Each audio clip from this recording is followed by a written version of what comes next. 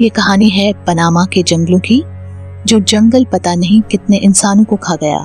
जो लोग अपने उज्जवल भविष्य की तलाश में अमेरिका जैसे देश जाते हैं, पर उससे पहले आता है पनामा का खौफनाक जंगल।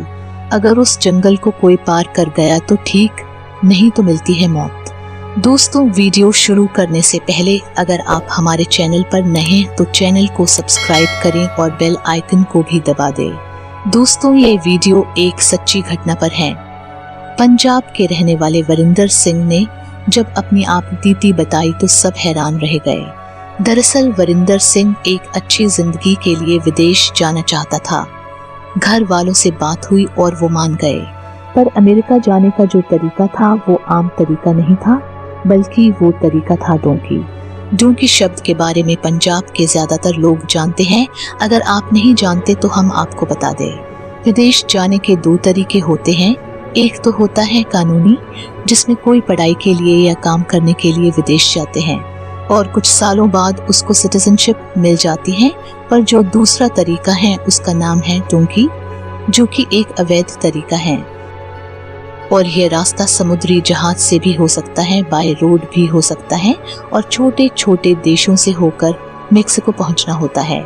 मेक्सिको के बाद आता है यूएसए बॉर्डर और वहां लोग गैर कानूनी तरीके से बॉर्डर क्रॉस करते हैं और अमेरिका में दाखिल हो जाते हैं। लेकिन यह सुनने में जितना आसान है, हकीकत में उतना ही मुश्किल और भयानक होता है, क्योंकि मेक्सिको बॉर्डर से पहले 8 देशों से होकर जाना पड़ता है, जिसमें सबसे पहला देश है इक्वाडोर, फिर Colombia, Panama, Costa Rica, Nicaragua, Honduras, फिर ग्वाटेमाला और फिर आता है मेक्सिको यूएसए बॉर्डर। लेकिन इससे पहले जो रास्ता है उसमें से सबसे खतरनाक है कोलंबिया और पनामा के बीच पनामा के जंगल। वरिंदर बताते हैं कि पनामा के जंगल तकरीबन 100 किलोमीटर तक फैले हुए हैं, जिनको पार करने में 6 से 7 दिन लग जाते हैं।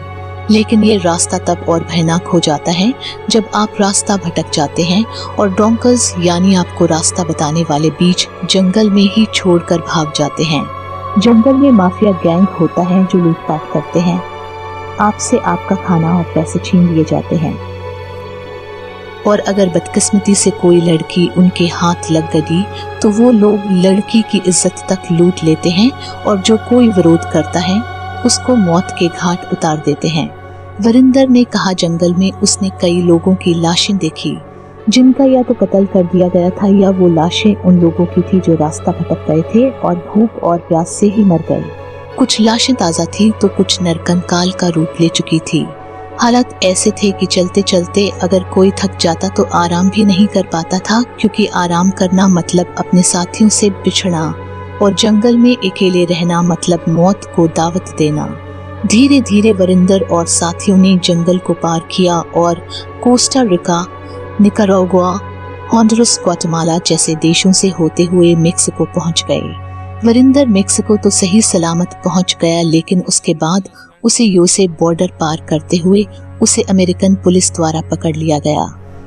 उसे जेल भेजा गया और उसे अमेरिका पुलिस के द्वारा टॉर्चर किया गया, जहां पर उसे 2 दिन के लिए बिना कपड़ों के फुल एसी रूम में रखा गया। वरिंदर पर केस चला और उसको अमेरिका में गैर कानूनी तरीके से घुसने के लिए 8 महीने की जेल हुई और 8 महीने बाद उसे इंडिया वापस डिपोर्ट कर दिया गया। वरिंदर आज सब कुछ गवाकर अपने गांव बैठा है। दिनों में उसने एजेंट को 15 लाख रुपए दिए थे, पर वो कहता है कि किस्मत से उसकी जान बच गई। यही उसके लिए सब कुछ है। अक्सर हम अपने अच्छे भविष्य के लिए ऐसे कदम उठा लेते हैं जिसके कारण हमें जिंदगी भर पछताना पड़ सकता है। तो हम आपसे यही कहेंगे कि कोई भी फैसला लेना से पहले कई बार सोचें, क्योंकि जिंदगी इतनी सस्ती नहीं होती। समय ले, सोचे और कानूनी तरीके से ही विदेश जाए।